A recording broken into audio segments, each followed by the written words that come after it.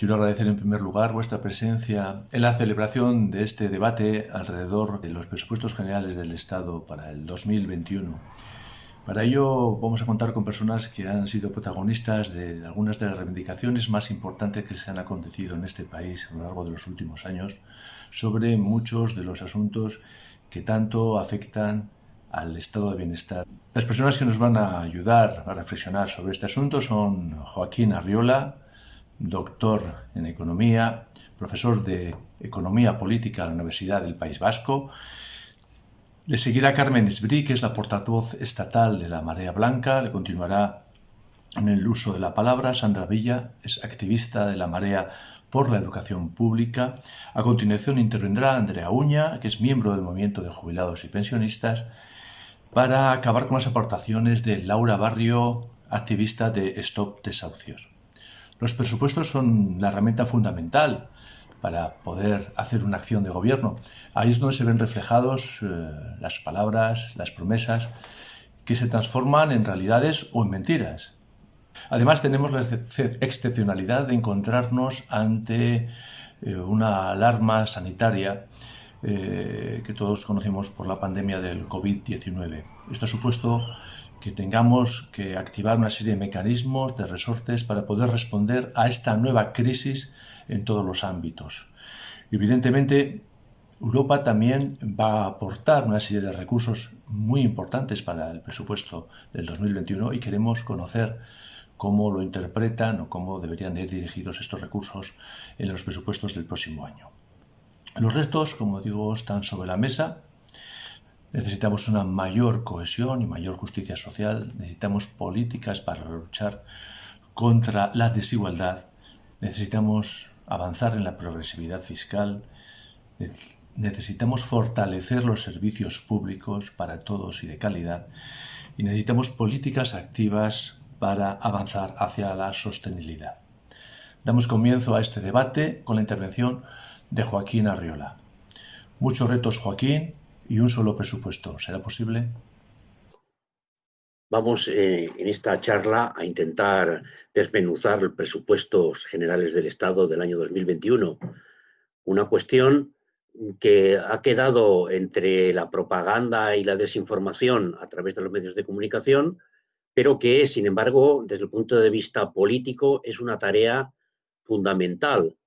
De hecho, vamos a ver precisamente que la poca atención que se presta a esta cuestión pues se traduce en que a lo largo del ciclo económico, en periodos que parece que la economía funciona correctamente, pues no se logran los avances posibles sin un coste excesivo para los sectores populares y las clases trabajadoras, precisamente porque no se entiende muy bien cómo hay que funcionar con esta cuestión de los presupuestos.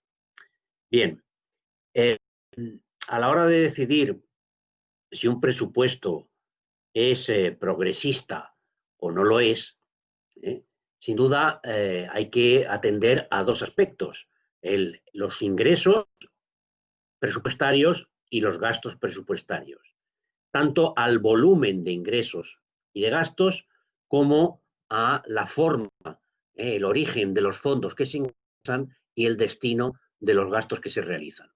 En un país desarrollado capitalista, lo normal es que el gasto se sitúe entre el 45 y el 50% del Producto Interior Bruto, es decir, de la capacidad de generación de riqueza de un país en un año, entre el 45 y el 50. Y, por tanto, los ingresos, a no ser que se aplique una política de déficit permanente, pues también tendrían que estar en torno a esa situación. Pero ¿cuál es la evolución que podemos observar en la economía española? Pues la tenemos en la siguiente transparencia. Si nos fijamos desde el año 95 en adelante, justo en el periodo de máxima expansión económica y cuando algún presidente de gobierno decía que España estaba a punto de adelantar a Italia en PIB por habitante, etcétera, y en crecimiento, pues resulta que precisamente en esos años de las bondades del euro, antes de la gran crisis, de la gran recesión, el peso del gasto en la economía española no dejó de disminuir. Es decir, la riqueza estaba creciendo a un ritmo acelerado, la creación de riqueza anual, y sin embargo, esto no se traducía en una distribución social y colectiva de esta riqueza, porque pasó de representar el 44% del PIB a menos del 40% en los años de máxima expansión económica, del boom inmobiliario, etc. ¿Qué ocurre? Que cuando se produce la gran recesión, la crisis financiera del 2008 y la gran recesión del 2009, ahí sí, como hay una caída en la creación de riqueza y un aumento de las necesidades perentorias de la población por el aumento del desempleo, de pronto parece que el gasto sube hasta niveles equiparables a los de los países más desarrollados. Pero cuando después de la recesión y los años de crisis comienza el nuevo ciclo ascendente, 2014-2015, pues de nuevo el peso del gasto en la economía española no deja de disminuir y hoy está en niveles similares a los que había a finales del siglo XX. Es decir, que en este caso vemos cómo el comportamiento del gasto público está muy asociado a los ciclos económicos, en el sentido de que la acumulación de riqueza, cuando es muy importante en el mercado capitalista español, hace que, pues de alguna forma, los agentes sociales, los políticos, pero también los sindicalistas, los movimientos sociales y, por supuesto, los capitalistas, se olvidan de la importancia de consolidar estructuras de desarrollo social. Y, por el contrario, cuando vienen mal dadas, en las fases recesivas, hay que acudir al gasto para cubrir las necesidades perentorias de la población que está en peor situación, los parados y la población en proceso de empobrecimiento. Por tanto, no es un sector público, digamos, estable, que garantice un suministro suficiente de bienes y servicios, porque, recordemos, el suministro de bienes y servicios públicos en España representa apenas el 15% del PIB, cuando estamos viendo que el gasto llega hasta el 40%. Bien, ¿qué ocurre con los ingresos? Bueno, una de las características de la economía española es el déficit crónico, déficit estructural, es decir, la incapacidad de los recursos económicos, de la captación de renta en forma de impuestos o de cotizaciones sociales para financiar el presupuesto. Curiosamente, lo que observamos en los últimos años, o en las últimas décadas, mejor dicho, es que se aprovechó precisamente ese periodo de crecimiento económico que parecía que llevaba a España a límites insospechados de progreso y de bienestar, para que, reduciendo el peso del gasto, aumentar ligeramente el peso de los ingresos y cerrar la brecha entre gastos e ingresos. Es decir, en el periodo expansivo se aplica una política de ajuste.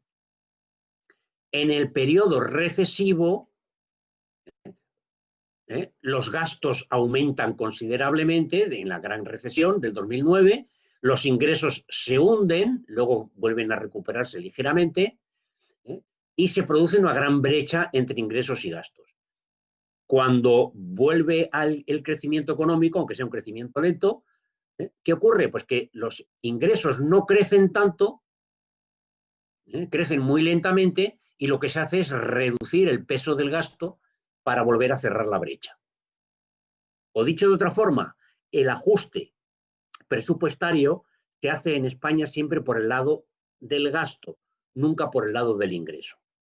El resultado es que, salvo en años muy puntuales, 2004 a 2006, la economía española tiene necesidad de financiación de su presupuesto, porque no es capaz de cubrir todos los gastos que realiza.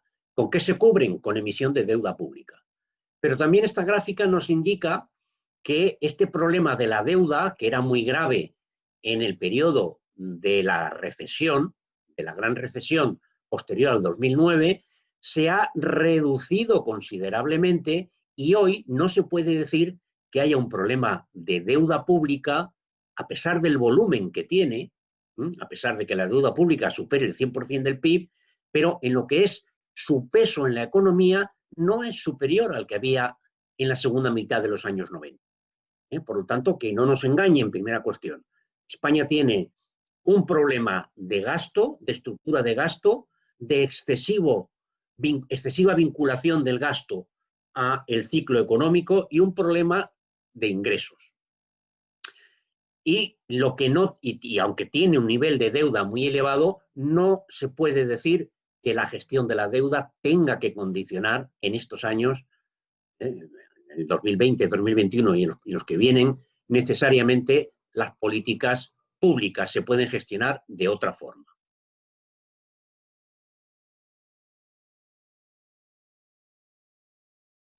Se pregunta, ¿cómo han evolucionado los impuestos directos, indirectos, las cotizaciones sociales, la progresividad de los impuestos?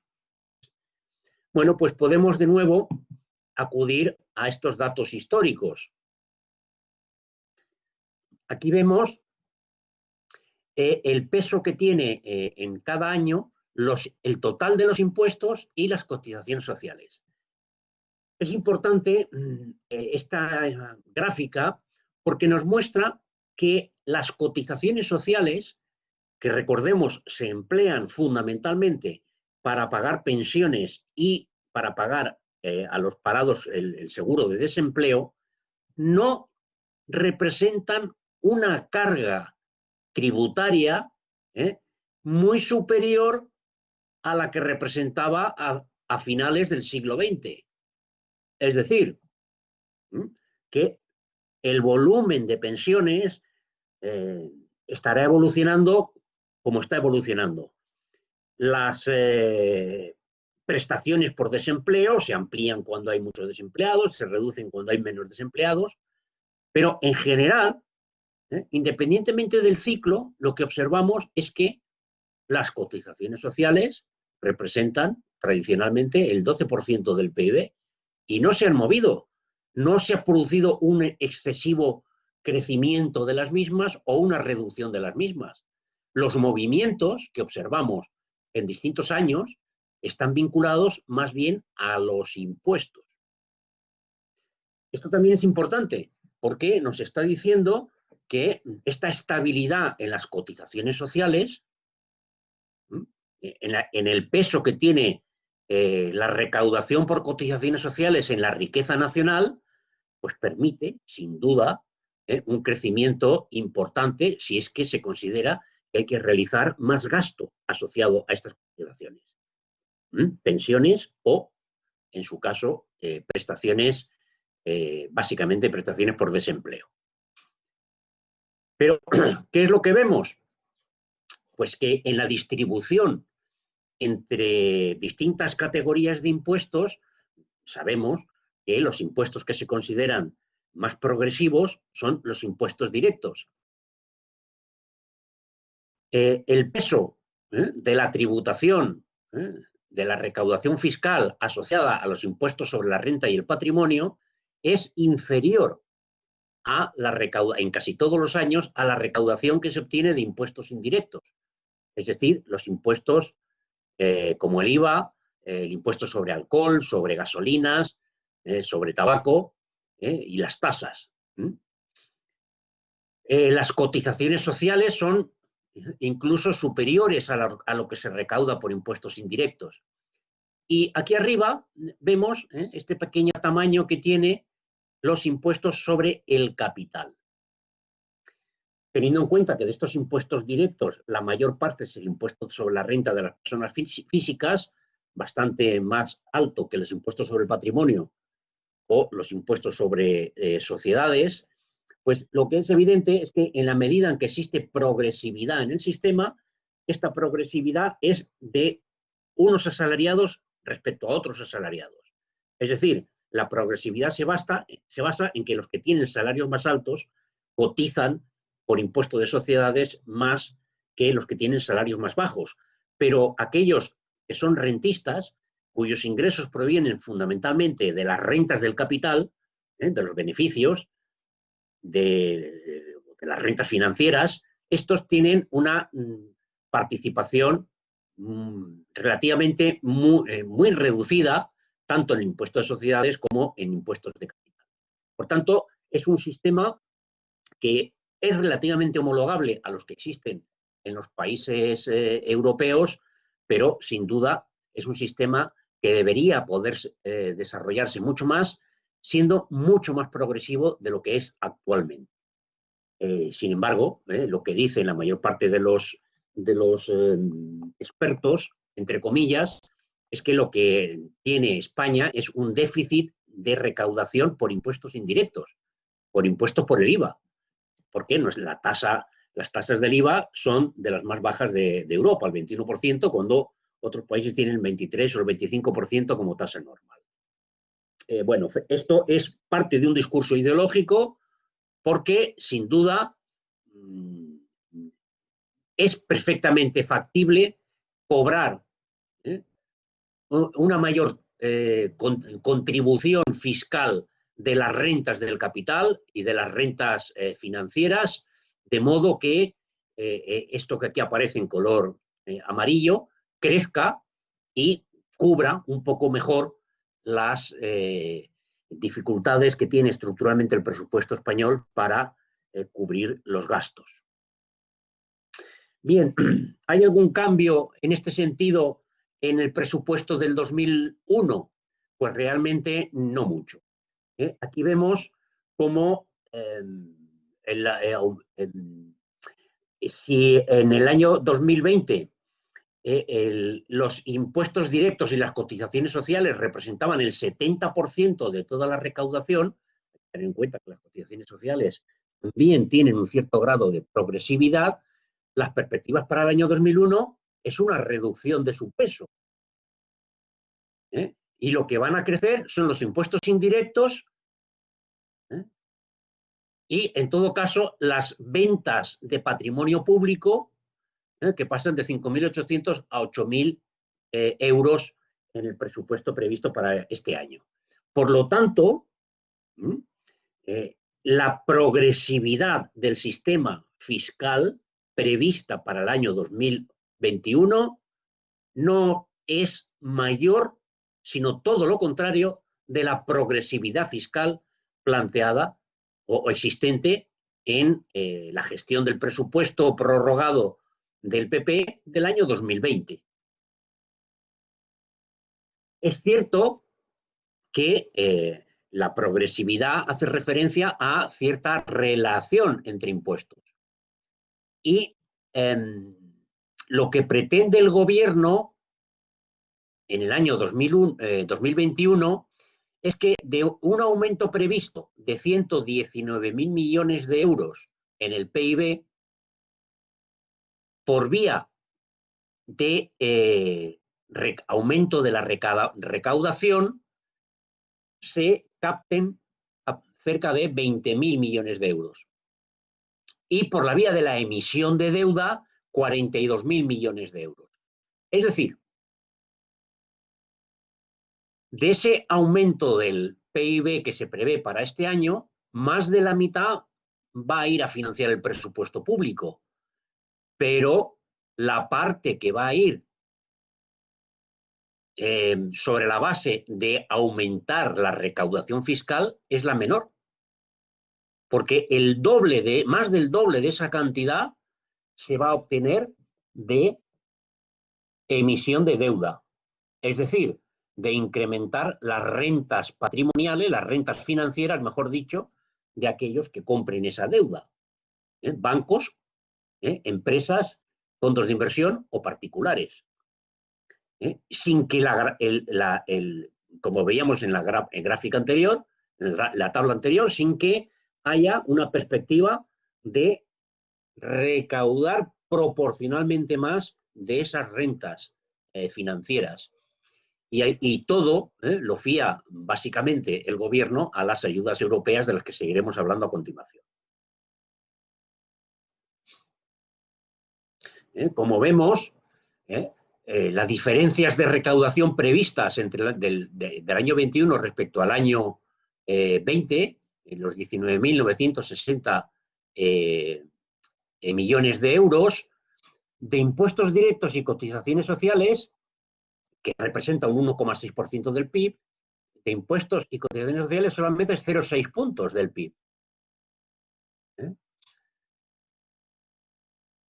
Mientras que los impuestos indirectos, las tasas y los ingresos patrimoniales, 4, 5, 6, 7, 8, 9, 0,9% del PIB, representan, es decir, la venta de patrimonio y la recaudación de impuestos indirectos representa un porcentaje mayor que el que representan los impuestos con los que se puede realizar una gestión progresiva de los ingresos.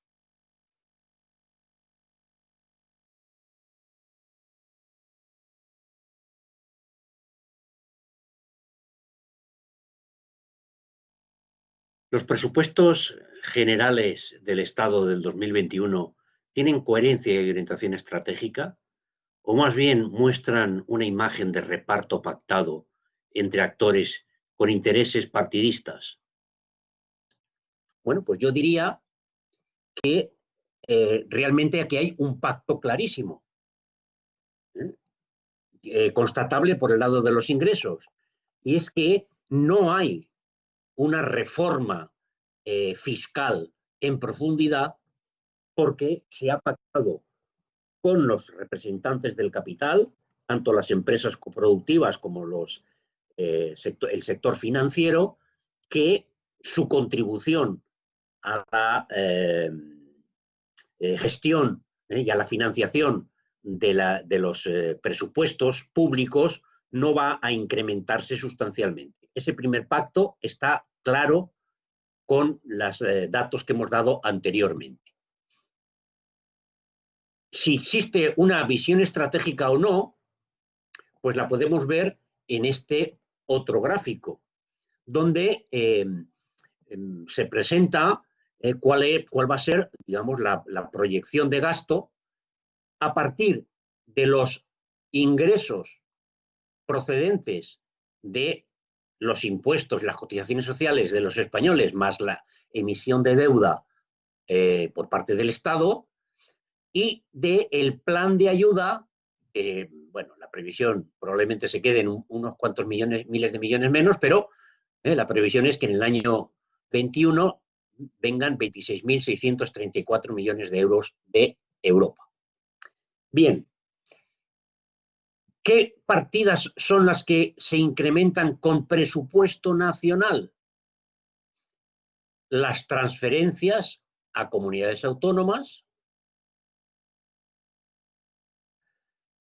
los imprevistos y las transferencias de capital. También la compra de activos financieros. ¿Y qué es lo que aumenta con las ayudas procedentes de la Unión Europea? El gasto corriente. Vemos que hay un crecimiento con presupuesto propio, pero sobre todo un crecimiento con financiación europea.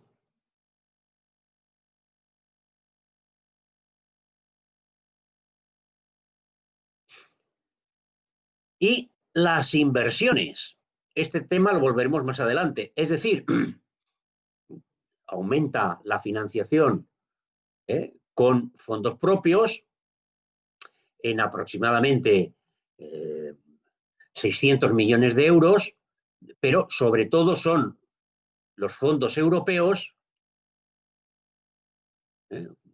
que se quieren destinar en el año 2001 en una cantidad superior a ese aumento de la capacidad de generación doméstica de dinero para inversión, para que el total de las inversiones sea sustancialmente mayor al que había en el año anterior, en el año pasado. Esto de fiar a las ayudas europeas una cuestión estratégica como son las inversiones, pues más bien debería llevarnos a pensar que no existe una orientación estratégica de largo plazo por la cual el Estado pretenda, y el gobierno, a través del presupuesto general del Estado, pretenda, digamos, reorientar, por ejemplo, el modelo productivo, eso de que tanto se habla hoy en día. Porque si para reorientar un plan de inversiones estratégico hay que acudir al dinero que va a venir de la Unión Europea, que solamente va a venir en los 3 primeros años del periodo de programación 2021-2027, es decir, solo va a venir este dinero en el 21, en el 22 y en el 23, pues realmente es pan para hoy y hambre para mañana. No hay realmente una apuesta estratégica en estos momentos en el presupuesto para que se orienten hacia la transformación del modelo productivo.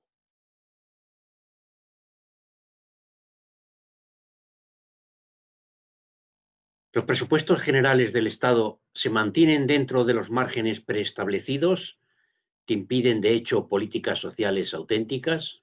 Pues habría que matizarlo, porque, en primer lugar, las políticas sociales auténticas pues existen. Otra cosa es que sean todas las que tienen que ser o que tengan la dimensión que pueden tener. Pueden tener en relación a la riqueza que es capaz de generar esta sociedad. Veamos la evolución temporal. De nuevo, el gasto en protección social como porcentaje del PIB, en el periodo en el que era posible aumentarlo porque estaba creciendo mucho la renta, disminuyó. Lo que pasa es que los trabajadores españoles compensaban con salarios ese estancamiento incluso disminución respecto a lo que había a finales del siglo XX, y aquí hay un estancamiento del gasto en protección social. Cuando viene la crisis, obviamente el gasto en protección social aumenta, porque funciona lo que se llaman los estabilizadores automáticos, en particular el dinero del desempleo. Este aumento es casi exclusivamente eso, el gasto que se destinó a financiar a los parados que provocó la crisis financiera del 2007 y la gran recesión del 2009. Pero si nos fijamos de nuevo, cuando llega los años buenos, pues de nuevo el gasto social tiende a disminuir respecto al que se había logrado en relación al PIB en años anteriores. Es cierto en este sentido, y esta gráfica lo muestra, que en los últimos años, cuando entra a gobernar el gobierno de coalición, sí que hay una pequeña remontada del gasto social. Pero, sin duda, todavía no llega a los niveles máximos que alcanzó en relación a la riqueza generada en el periodo de mayor estancamiento. Obviamente, la mayor parte del gasto social son las pensiones. Veamos cómo el gasto social representaba el 14%, bajó hasta el 12% en los años del boom inmobiliario, subió hasta el 18%, y ahora anda pues ahí por el 16%, 17%. Pero si quitamos de estos gastos lo que son las pensiones y el gasto por desempleo, vemos que el movimiento no es tan acusado. Antes de la crisis, la economía, con una ligera tendencia al descenso, gastaba en otras cosas que en pensiones, en otros gastos sociales distintos a las pensiones y al desempleo, pues un poco más del 5% del PIB. Subió al 6% y se mantuvo estable en el periodo de la crisis y no ha crecido sustancialmente en los años de la expansión, ni en los años de gobierno del PP, ni en los años del gobierno de coalición. En este sentido, en términos absolutos, el gasto que realiza la Administración Central del Estado es fundamental, porque recordemos, ya he señalado que la mayor parte del gasto, 10 sobre 15 puntos, son pensiones y gasto de desempleo, que son gastos centralizados. Por eso, en el 100% del gasto, casi todo, más del 90%, es el gasto que realiza la Administración Central del Estado. El gasto que realizan las comunidades autónomas, el gasto social de las comunidades autónomas, es una parte ínfima. Y, por supuesto, el de las comunidades, el de las entidades locales. Es más, teniendo en cuenta la poca participación que tiene en los presupuestos las entidades locales, esto lo que nos está diciendo es que el modelo del Estado de las autonomías no es un modelo de protección social. Porque la protección social, bueno, pues sí que hay un pequeño aumento, pero la protección social que brindan las comunidades autónomas es marginal. De ahí algunos intereses políticos de que parte de lo que gestiona en protección social la Administración Central, pensiones, pues pase, por ejemplo, al gobierno vasco para que este trocito naranja aparezca como más representativo, más significativo. Pero, que quede claro, el modelo autonómico no es un modelo de protección social, es otra cosa distinta.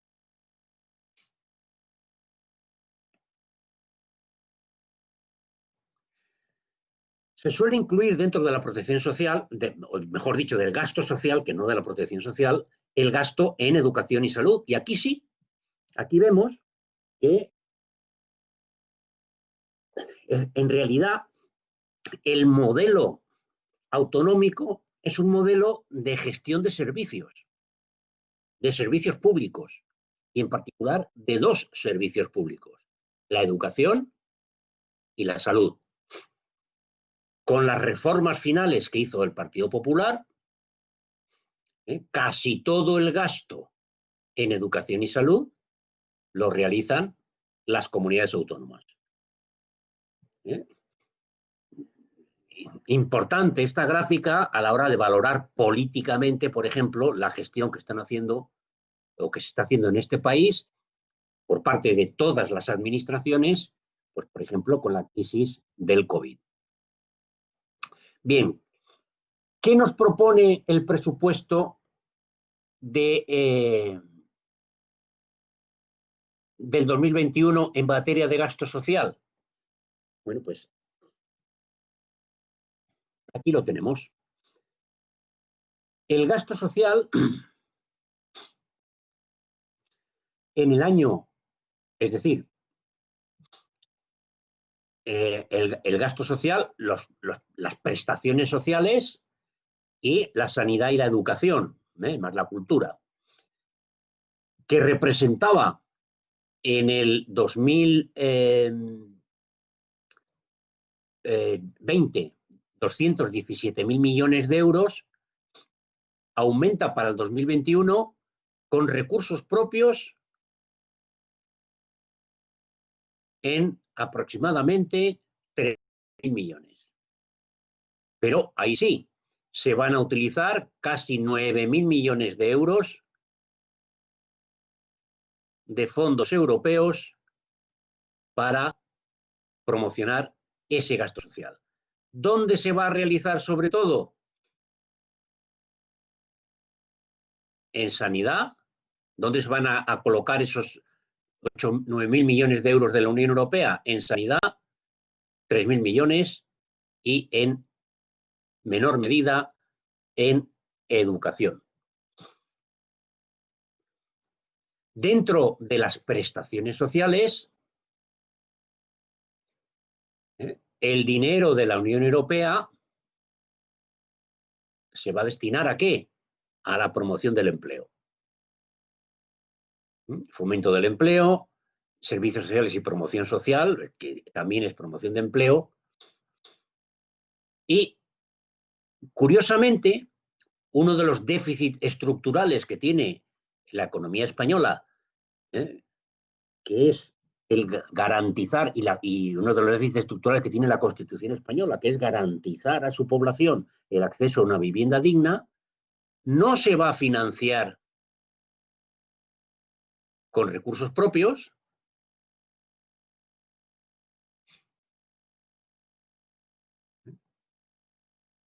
que solo aumenta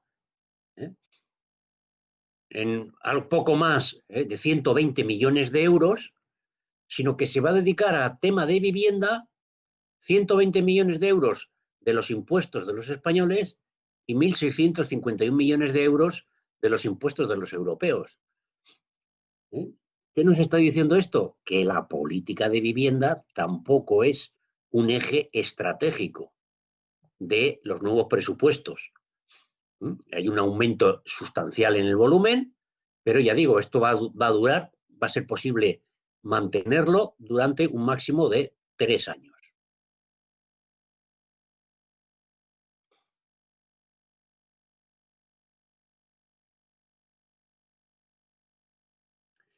El dinero de la Unión Europea, en su mayor parte, ya vemos que eran 9.000 millones los que van a ir a gasto social, en su mayor parte se va a canalizar al gasto económico. Curiosamente, la intervención económica del Estado respecto a lo que se hizo en el año 2020, pues crece relativamente poco, algo así como menos de 3.000 millones de euros. De nuevo, lo que señalaba al principio, la ausencia de una estrategia de cambio de modelo productivo. Eso será para otro momento, no es ahora. Lo que se va a utilizar es el dinero de la Unión Europea, 17.000 millones de euros, casi 6 veces el aumento del presupuesto con recursos nacionales, para financiar ¿qué?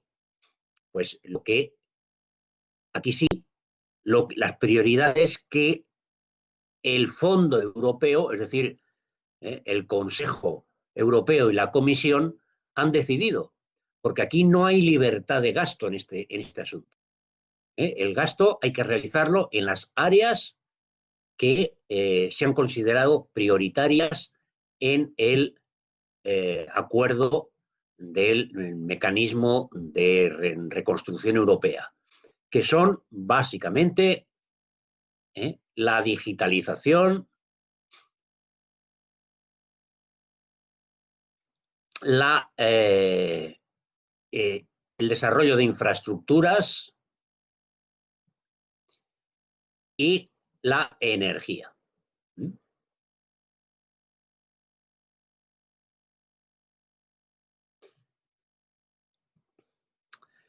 Bien.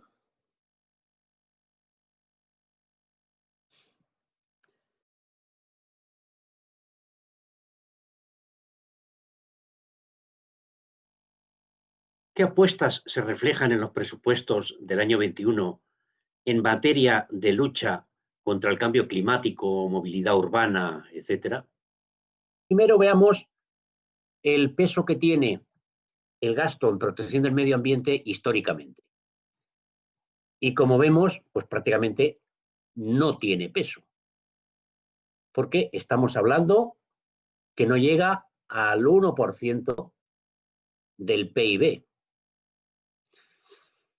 El gasto en protección del medio ambiente aumentó, a diferencia de la mayor parte de los gastos, como veíamos en el periodo del boom inmobiliario, pero el medio ambiente disminuye en el periodo de la crisis y desde entonces se ha estabilizado.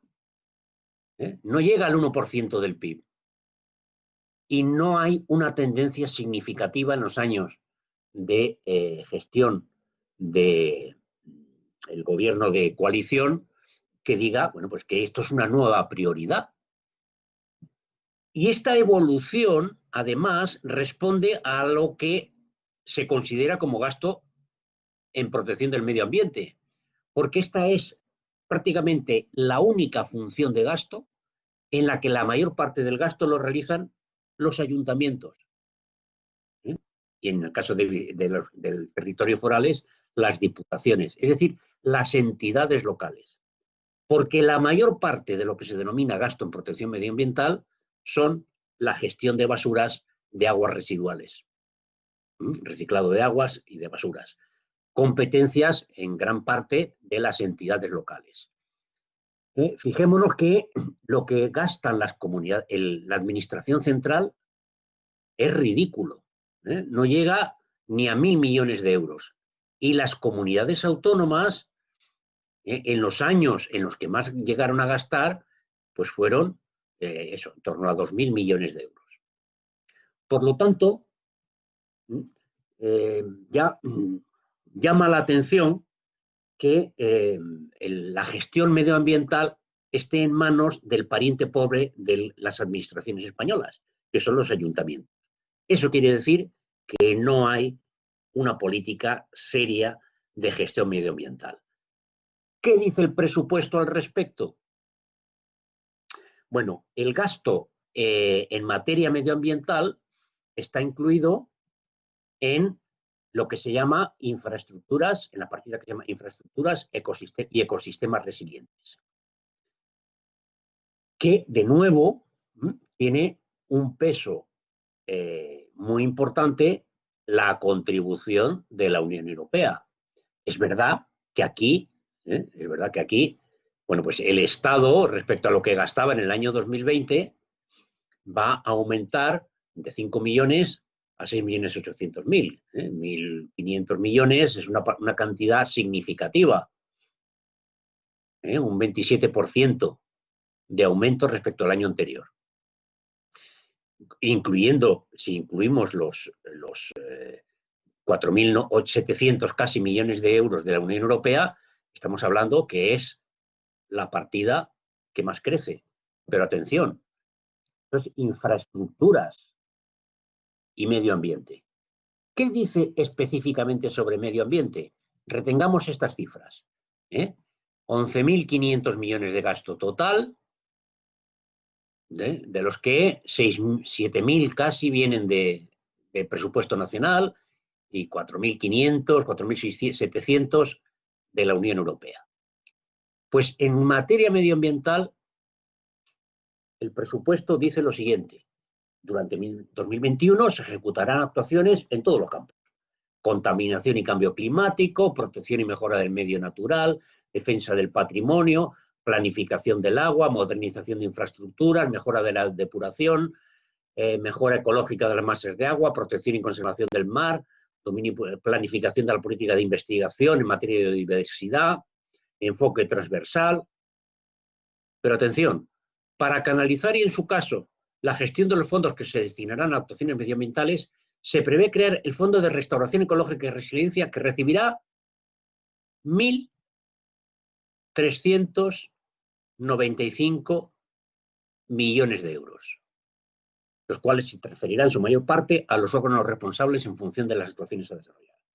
Es decir, que de esos 11.000 millones de euros, la mayor parte va a ir al desarrollo de infraestructuras de otro tipo: infraestructuras digitales, infraestructuras de transporte.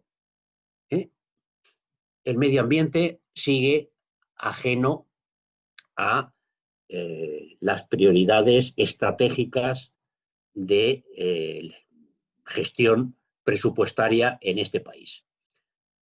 Hay un incremento, pero sin duda muy insuficiente para decir que estamos hablando de unos presupuestos ecológicos.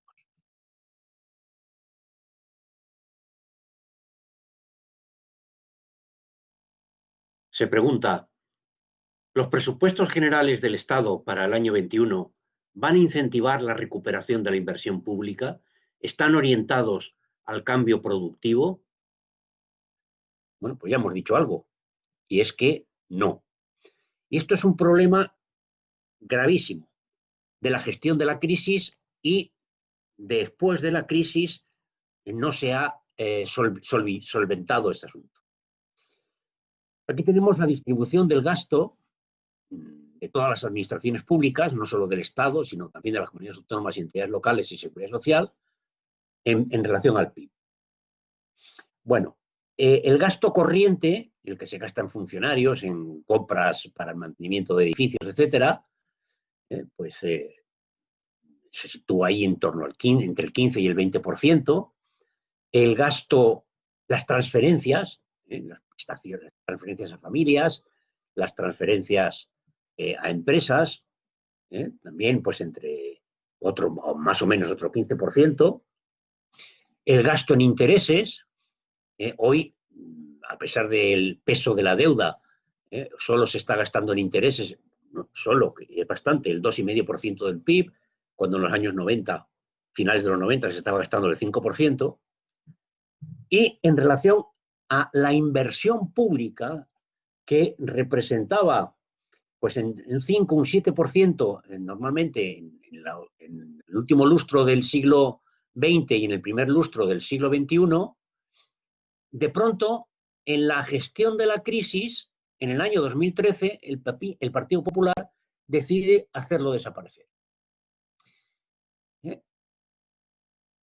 Y la inversión pública se reduce y se mantiene en un nivel reducido en los años de expansión y obviamente también en los años de gestión del gobierno bipartito, con el argumento de que estábamos ante los presupuestos prorrogados del Partido Popular.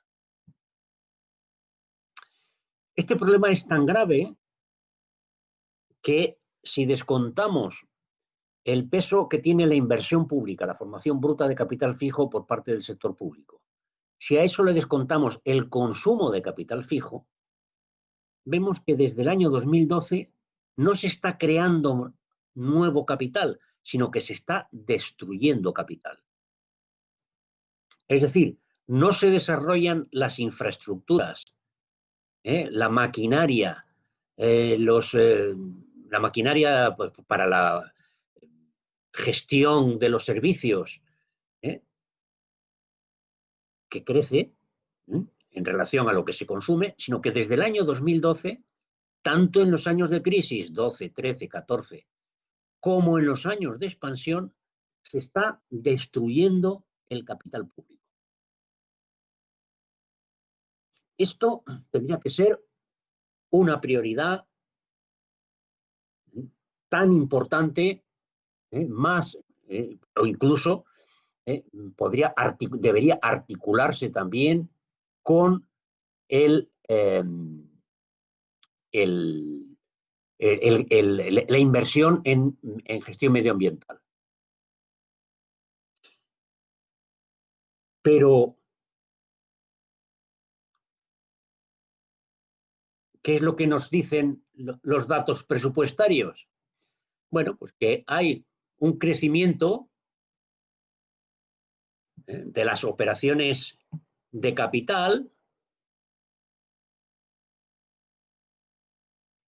pero que los 16.500 millones del año 2020 aumentan en menos de 3.000 millones. Las operaciones de inversión se van a gestionar con el capital de la Unión Europea. Las inversiones reales, que es la clave de la formación bruta de capital fijo, con dinero del Estado, ya lo he señalado anteriormente, crecen menos que la media de las inversiones totales, de las operaciones de capitales. Solo van a aumentar en algo así como 500, 600 millones de euros. Y se fía al dinero de la Unión Europea las inversiones reales. Estas inversiones no son sostenibles porque no se basan en un crecimiento de los recursos nacionales destinados a inversión pública. Por tanto, ni en materia medioambiental, ni en el resto de la formación de capital necesaria para desarrollar las estructuras productivas del sector público y acompañar también las inversiones privadas, esto no forma parte de las prioridades presupuestarias.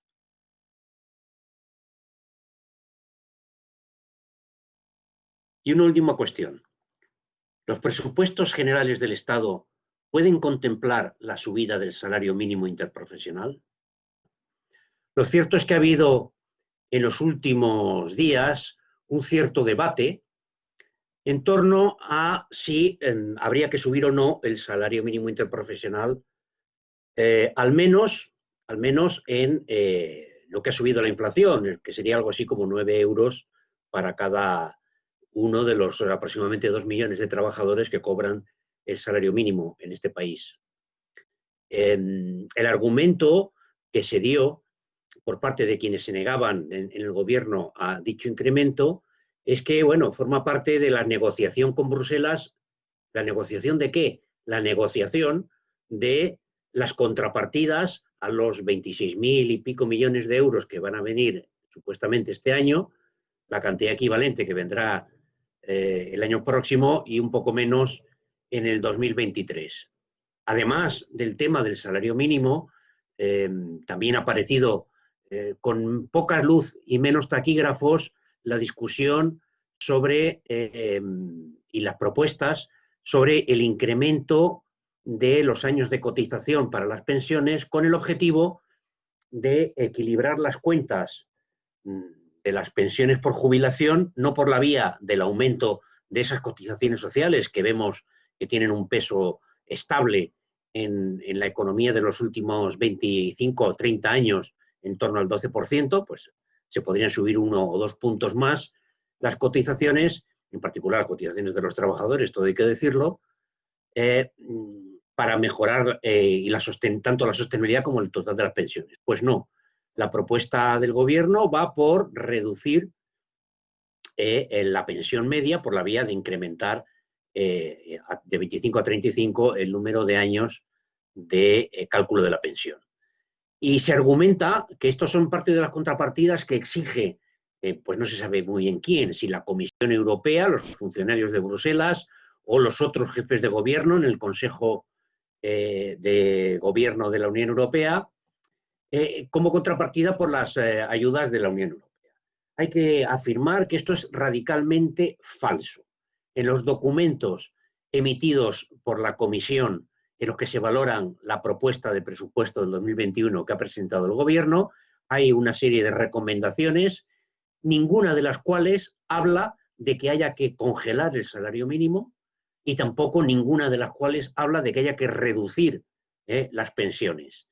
Hablan de incrementar el único que se señala en relación con esto es que hay que incrementar la relación entre la cotización y la prestación percibida, pero esto se puede hacer de muchas formas, no necesariamente reduciendo la cotización, la prestación media. Esas decisiones, hay que decirlo, que forman parte de las propuestas para afrontar estas cuestiones y otras que hace el propio gobierno. Por lo tanto, no hay, insisto, ninguna obligación ni contractual ni recomendación por parte de Europa para que se reduzcan las pensiones unitarias o para que se congele el salario mínimo. Bien, en síntesis, hemos visto que el presupuesto del año 2021 aumenta significativamente respecto al presupuesto del año 2020. El incremento se debe sobre todo a las aportaciones extraordinarias y limitadas en el tiempo que va a hacer la Unión Europea, porque el aumento de la recaudación, que no se basa tampoco en un aumento de la progresividad de los ingresos fiscales, es muy limitada ese aumento y además no se asigna a las funciones que pueden tener una mayor repercusión estructural, como son la inversión pública o la lucha contra el cambio climático, que es parte también en gran medida de la inversión pública. La inversión pública está bajo mínimos desde hace varios años que nos está llevando a una situación de deterioro de las infraestructuras que también la estamos viviendo en ese factor, en esta coyuntura de la COVID y de la pandemia, pues ese necesario salto cualitativo en materia de inversión productiva no se está haciendo con recursos nacionales, se está haciendo con recursos extranjeros de la Unión Europea y, por tanto, no forma parte de una estrategia de transformación estructural que, pues, en este presupuesto, que más bien viene a solventar, a poner tiritas en las heridas causadas por la pandemia, no se ven por ningún lado. Es un presupuesto, en cierto sentido, sobre todo continuista, solo que con un incremento importante en el volumen de gasto, pero no es un presupuesto para la transformación social, ni del lado del gasto, ni del lado de los ingresos, que por el contrario pierden progresividad. Ahora vamos a contar con las reflexiones de Carmen Esbrí, profesora, editora y luchadora en defensa de la sanidad pública. El desmantelamiento de los servicios públicos llevados a cabo en los últimos años ha provocado una indignación muy grande desde distintos sectores de nuestra sociedad en defensa de la calidad y de la universalidad de los servicios públicos que han ido fortaleciendo nuestro estado de bienestar. Uno de los principales agentes reivindicativos en la lucha contra los recortes y la privatización de los servicios públicos han sido la sanidad. La pandemia del COVID-19 también ha dado la razón a las propuestas que venían defendiendo. Sin una sanidad pública fuerte no es posible dar una respuesta eficaz a situaciones de emergencia sanitaria. Los ataques a la sanidad pública se tradujeron en la pérdida de más de 12.000 empleos sanitarios y en la caída de más de 7.000 camas hospitalarias. Se han despilfarrado millones de euros en la privatización de estos servicios sanitarios, donde se ha primado mucho más el beneficio privado ante el servicio a los enfermos y a los derechos de los trabajadores. Solo un último dato muy esclarecedor. La atención primaria recibía menos recursos en el presupuesto del 2018 que en el presupuesto del 2008. Carmen, ¿se ha corregido el maltrato a la sanidad pública en los presupuestos generales del Estado para el 2021? Desde el año 2018 no se habían aprobado presupuestos. Ya tenemos presupuestos desde el 1 de enero. ¿Y esos presupuestos cómo son? ¿Progresistas o continuistas? Bueno, algunos lo venden como progresistas porque todo se trata de ir aumentando la partida de dinero que van poniendo y anunciando que, bueno, se va a dotar con más dinero a la sanidad pública. Pero ¿en qué se va a dotar? ¿Qué se va a dotar? Porque lo que vemos en la filosofía de esos presupuestos no nos satisfacen en absoluto.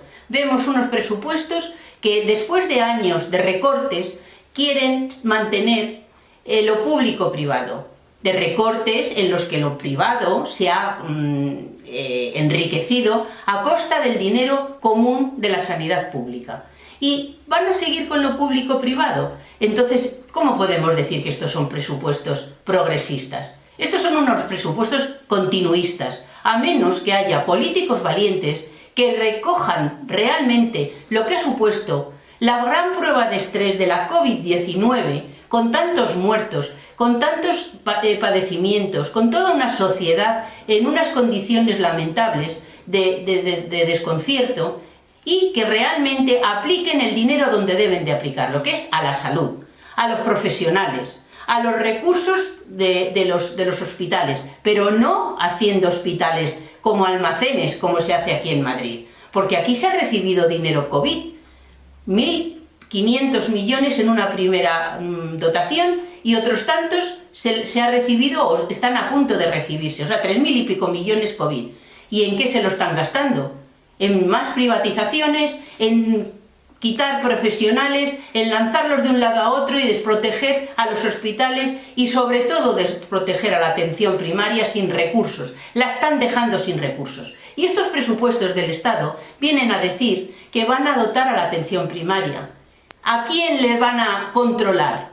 Si estos presupuestos no se controlan, si no hay auditorías, si no se tiene en cuenta la ciudadanía, que somos una ciudadanía empoderada, que sabemos lo que queremos y que somos además los dueños del servicio público, artículo 1.2, la soberanía reside en el pueblo, de la que emanan todas las instituciones del Estado.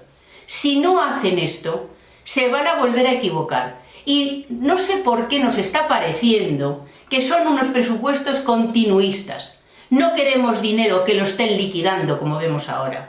Dinero que lo están liquidando como están liquidando las vacunas, que las han dado, las han entregado para una distribución a empresas que son consultoras que hacen los servicios públicos. Solamente habrá unos presupuestos realmente progresistas si el dinero va a solventar los servicios públicos. Los principales cohesionadores y redistribuidores de la riqueza, que por cierto es la riqueza que generamos todos los españoles. Así que, por favor, esos presupuestos hay que ponerlos no solamente en el papel, hay que ponerlos mirando a la gente a la cara y mirando las necesidades reales que podemos decirlas una a unas en la sanidad. Así, esperamos que los políticos peleen no por los votos, sino peleen por los ciudadanos. Y eso es lo que todavía nos queda en duda.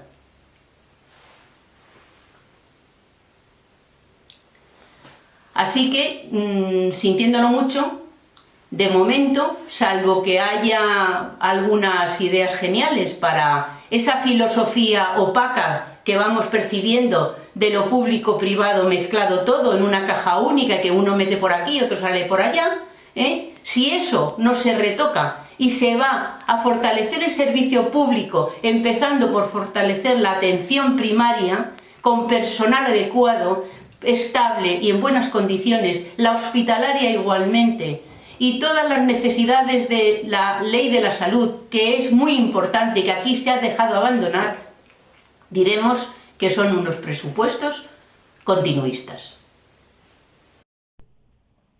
Llega el momento de hablar de la escuela pública. Para ello tenemos a Sandra Villa, que es profesora y activista en la Marea por la Educación Pública. El grueso de las reivindicaciones en defensa de la enseñanza pública ha girado alrededor de tres ejes fundamentales, como digo. Una enseñanza de calidad, contra los recortes y contra la LOMCE. Ahora ya tenemos una nueva ley educativa, pero la carencia de un pacto educativo provoca continuos cambios en la estrategia de educación. Esto supone la imposibilidad de planificar a medio y largo plazo unas políticas coherentes. La otra reivindicación sobre los recortes, están ahí delante nuestro, es una realidad. Menos oferta pública de empleo docente, reducciones salariales, no renovación de contratos a interinos, aumento de horario lectivo, reducción de aulas nocturnas, formación de profesorado, educación infantil, cierre de obras rurales, todos recortes, en contraposición con más ayudas y más gasto de dinero público para la educación privada concertada. En fin, el lema de las camisetas de la Marea Verde, escuela pública de todos y para todos. Sandra, ¿estamos más cerca de este objetivo en los presupuestos generales del Estado para el 2021? Me llamo Sandra Villa López, soy activista de Marea Verde Madrid y de Mareas por la Educación Pública. Voy a empezar mi intervención agradeciendo la invitación a Esquerra Verdeak para poder explicar un poco mi visión como activista de un movimiento social. He estado analizando los presupuestos de 2021 y es verdad que estos presupuestos son superiores a los de 2020 por dos razones. Una, porque el propio gobierno ha aumentado un 7,5% la inversión con respecto a años anteriores, y porque hay unos 1.800 millones de ayuda de los mecanismos de resiliencia que se han acordado en la Unión Europea para hacer frente a los efectos creados por la pandemia del COVID-19. La mayor parte del aumento de estos presupuestos va a ir destinado a becas, unos 519 millones, lo cual es muy importante porque esto puede ser un paso importante para la equidad. Y luego otra partida de unos 390 millones para la formación profesional y también otras partidas específicas en cuanto a sus ciudades autónomas, a las ciudades autónomas de Ceuta y Melilla, donde el Ministerio tiene competencias. En cuanto a la FP y en todo lo que tiene que ver con la ley, porque una parte de la justificación del aumento del presupuesto es para poner en marcha, para implantar la nueva ley educativa, pues decir que nos hubiera gustado a los movimientos sociales que se nos hubiera consultado, que los presupuestos fueran participativos y también todas estas propuestas nuevas que se puedan hacer con respecto a la FP se consulten porque tenemos propuestas y también en la forma de implantar la nueva ley. También decir que me gustaría que se fuera más cuidadoso o cuidadosa en los términos en los que se dirige al profesorado o en los términos en los que se va a hacer inversión con respecto al profesorado. Porque se dice una frase como modernizar la actuación del profesorado. Y yo quería decir que durante toda la pandemia las profesoras y los profesores hemos dado una muestra enorme de profesionalidad y de modernización, porque hemos tenido que estar trabajando desde nuestras casas, online, con todos nuestros medios informáticos. Lo que yo sí pediría al gobierno es que se hiciera una inversión para mejorar las herramientas que se le tienen que facilitar a las profesoras y a los profesores para poder trabajar con nuestras nuevas formas de trabajo que nos están que se están imponiendo. Es cierto que este presupuesto es mayor que anteriores, pero quizá no sea suficiente. En esta tabla se puede ver cómo se ha ido aumentando o cómo se ha ido disminuyendo el presupuesto educativo con respecto a años anteriores. A partir de 2011 hubo una reducción del 8%, luego del 21%, luego del 12%. Y aunque en años posteriores al 2014 se ha ido haciendo un incremento del presupuesto en educación, vemos que no es suficiente para todos esos años de recortes que hemos sufrido, no ha sido suficiente para equilibrar todos esos años de recorte que hemos estado sufriendo. Así que, bueno, vamos por el camino. En el 2017 el presupuesto de educación supuso un 4,2% del PIB y la propuesta que tenemos desde los movimientos sociales que luchamos por educación, Marea Verde y Mareas por la Educación Pública, que luchamos por la educación pública, es que haya un 7% de inversión en educación. El actual gobierno dice que llegará al 5% en el 2025. Nos parece, a mí personalmente me parece que esto dista mucho de lo que tendría que producirse para que realmente tuviéramos una educación actualizada del siglo XXI. Para terminar con todo esto que se refiere al Ministerio, decir también que no entendemos, yo no entiendo, cómo la LOMLOE se ha aprobado con las ratios que hemos tenido hasta ahora. Hemos hecho bastantes enmiendas para la reducción de las ratios y no se ha aceptado ninguna. Y esto también es parte de poner en funcionamiento una nueva ley y parte de que hay que tener más inversión en educación, porque no podemos llevar a las alumnas y a los alumnos a aulas de informática con 30. Las aulas de informática deben estar con 15 y cada alumna y cada alumno debe tener su puesto informático. Por ejemplo, esto es un ejemplo de lo que se tendría que tener en cuenta cuando se presupuesta en educación.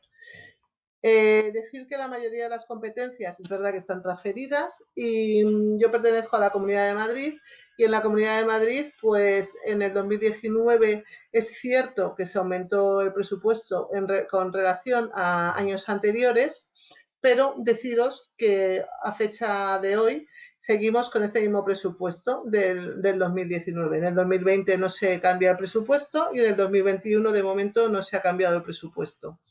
Sí, es verdad que se amplió el presupuesto, pero también hay que decir que, bueno, que la mayor parte fue para aumentar la inversión en la privada concertada y que también hay parte de este presupuesto que va a los colegios bilingües, que es un debate abierto porque no es un programa que esté evaluado ni consensuado. Y luego otra parte va a derivación directa, como es los cheques guardería, o sea, los cheques bebé, los cheques en bachillerato y luego las ayudas para cursar FP en centros privados concertados. Muchas gracias por la invitación.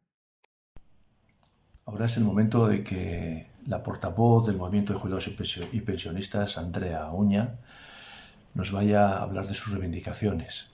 Comenzará diciéndole con todo el cariño del mundo que somos muchos yayoflautas, que lo decimos con orgullo, que hemos demostrado la fuerza de la experiencia de toda una vida trabajando y luchando por un mundo mejor. Nuestros mayores han protagonizado uno de los movimientos sociales más importantes surgidos tras la indignación ciudadana por los recortes en las pensiones y la pérdida de las conquistas que habían consolidado nuestro estado de bienestar. Un movimiento independiente que le ha otorgado una gran energía a la hora de cuestionar las políticas que se han venido desarrollando en este ámbito durante las 2 últimas décadas. Desde el Pacto de Toledo hasta los acuerdos para retrasar la edad de jubilación, además de la implantación y desarrollo de los planes de pensiones privados. Es escandalosa la ofensiva de los agentes económicos contra la viabilidad de las pensiones. Han profetizado su muerte durante años y la realidad les ha dado en la cara. También sufren ataques institucionales las pensiones públicas. Cuando se mete la mano en la hucha de las pensiones para fines espurios, suponiendo un expolio de sus recursos. Los bajos salarios y la rebaja de las cotizaciones son estrategias que fortalecen los intereses de la iniciativa privada y otro ataque al mantenimiento de unas pensiones públicas dignas. Este es un presupuesto donde figura un incremento medio de las pensiones de un 0,9%. Andrea, ¿tiene mejor futuro las pensiones públicas en los presupuestos generales del Estado para el 2021? Hola, mi nombre es Andrea Uña. Soy pensionista y desde hace 3 años participo en el movimiento de pensionistas de Vizcaya.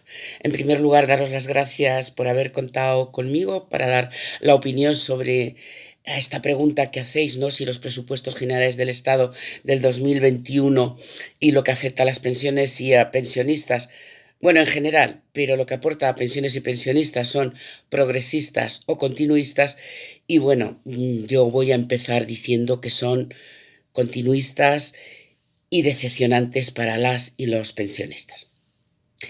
A modo de introducción, diré que esta pandemia que estamos padeciendo, los presupuestos generales del Estado deberían servir para dar respuesta a las demandas sociales, asegurar los recursos disponibles para la ciudadanía, trabajadoras, trabajadores, pensionistas, que estamos viendo cómo se reducen ingresos y nuestras pensiones, deteriorando la calidad de vida y nuestra salud.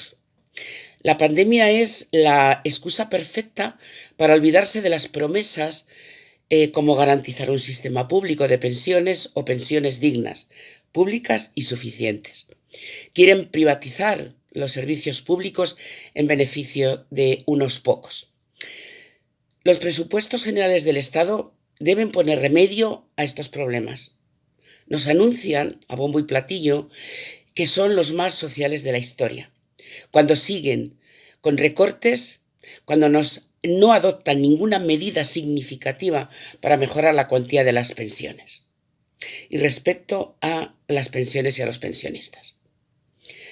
Las pensiones contributivas, incluidas las mínimas, se han revalorizado un 0,9% y las no contributivas un 1,8%.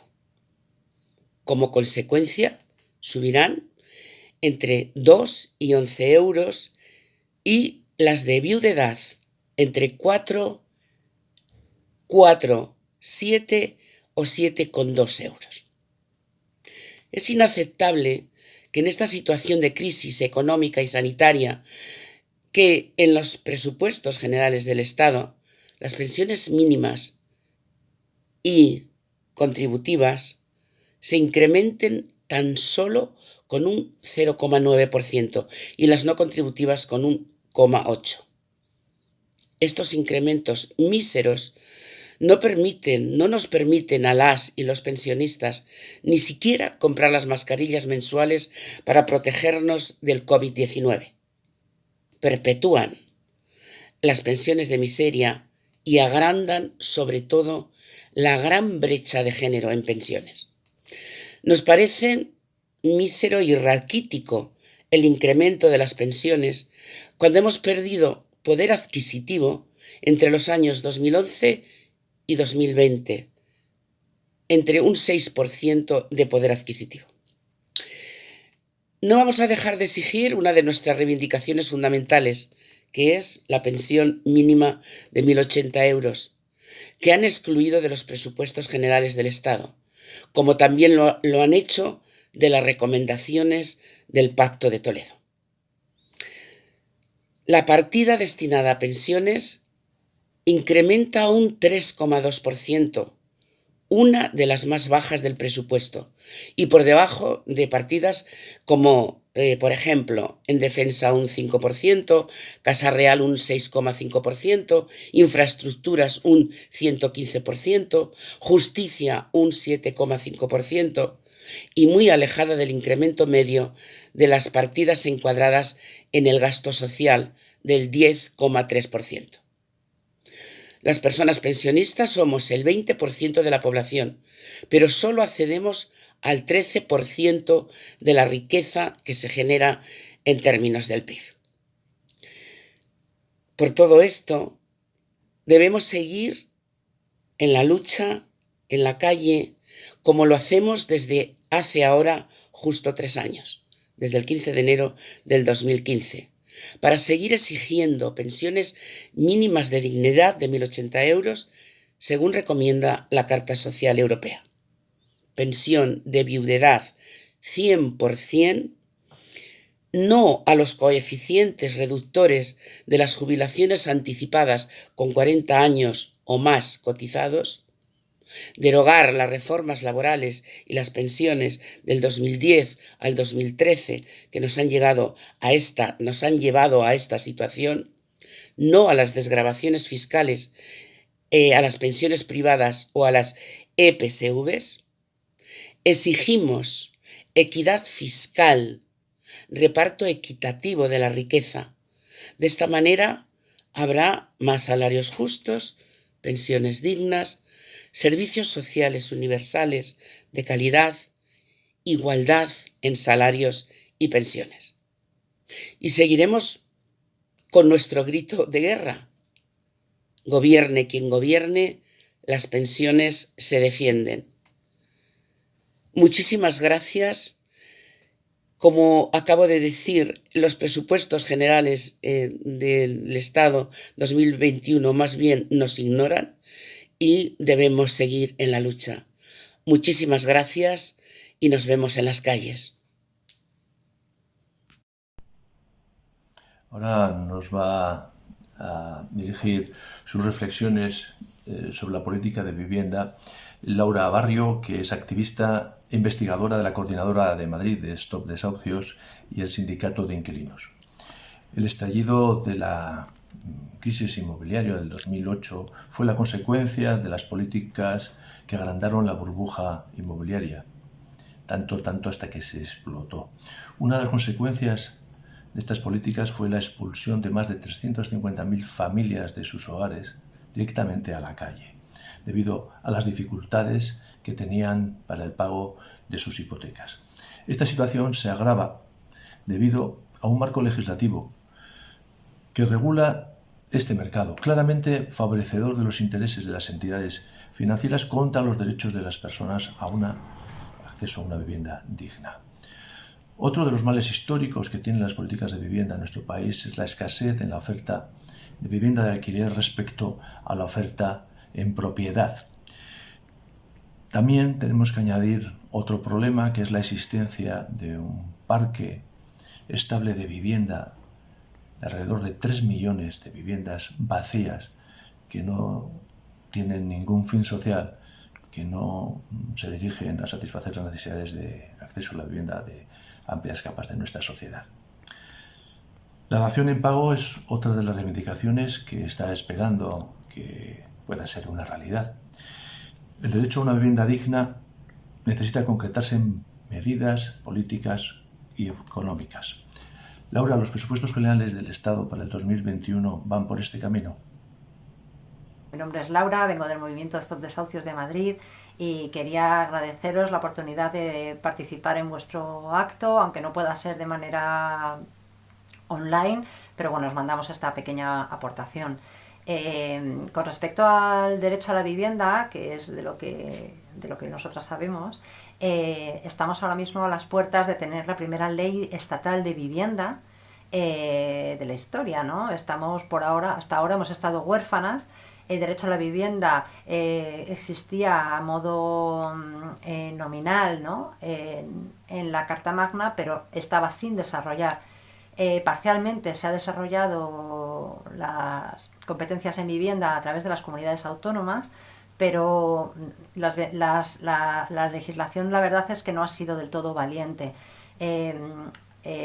Parece mentira que os lo tenga que decir a vosotras, que sois en el País Vasco, es la comunidad que tiene una de las mejores leyes de vivienda y a la que nosotros nos hemos inspirado también en Madrid para preparar nuestro texto de ley autonómica de vivienda, sobre todo por el concepto de el derecho subjetivo a la vivienda. Es decir, no solo es un derecho en abstracto que damos por hecho que lo tenemos todas y que actualmente es un derecho que solo lo tienes si tienes dinero para poderlo comprar, pero el derecho subjetivo implica algo más, implica que es reclamable, que es denunciable en el caso de ser vulnerado, que es justiciable en definitiva.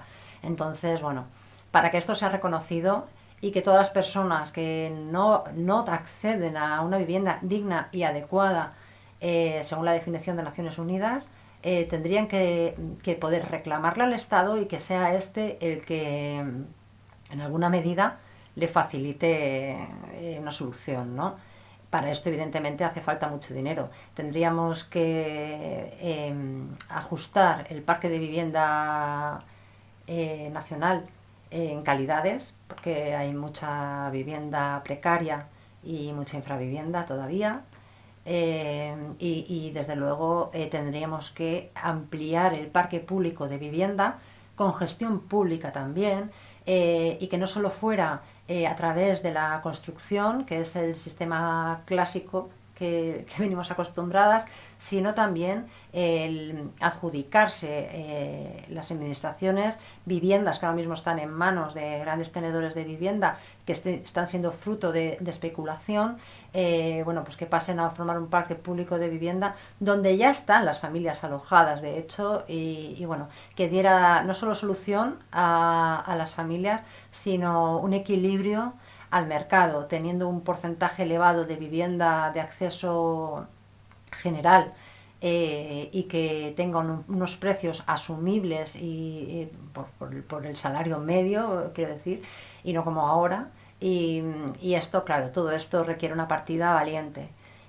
Nosotras, pues ¿qué vamos a pedir? Los dos principios básicos serían que tengamos un presupuesto ajustado a las soluciones que requieren nuestras circunstancias actuales, que sea suficiente y que desde luego no sea desvirtuado en el tiempo y que se quede congelado con una partida congelada, sino que se vaya actualizando en la medida en que vamos ganando en derechos y en la medida en que va incrementándose los propios presupuestos generales del Estado, que en medida que se vayan incrementando ellos mismos. O sea, que tiene que ser una parte muy potente del estado del bienestar, igual que tenemos la salud o la sanidad pública y universal, aunque sea mínima, pero existe y es garantista.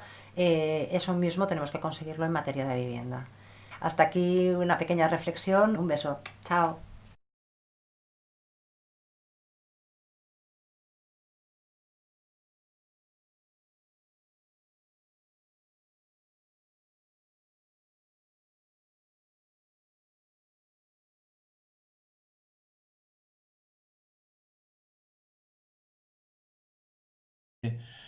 Una alarma sanitaria que todos conocemos por la pandemia del COVID-19.